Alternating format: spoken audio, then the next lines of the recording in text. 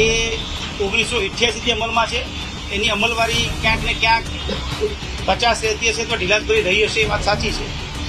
પરંતુ દિવસે ને દિવસે હવે વાહનો જે પ્રકારે વધી રહ્યા છે રોડ પર, અને એના લીધે જે અકસ્માતોની સંખ્યા છે એ પણ વધી રહી છે. અકસ્માતોમાં ફેટલ સંખ્યા પણ વધી રહી છે. તો ત્યારે આપણી સજાગ નાગરિક તરીકે ફરજ છે કે એક વ્હીકલ રાઇડર તરીકે આપણે તકેદારીના તમામ પગલાઓ લેવા જોઈએ.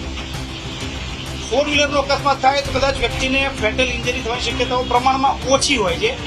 પરંતુ જ્યારે 2 વ્હીલરનો અકસ્માત થાય, વાહન ઇવન સ્લીપ પણ થઈ જાય, અને આપણે એવા ઘણા દાખલા જોયા છે કે વ્યક્તિઓ પડે તો નાની મોટી ઈજાઓ સાથે હેડ ઇન્જરી જેવી ગંભીર ઈજાઓ થતી હોય છે.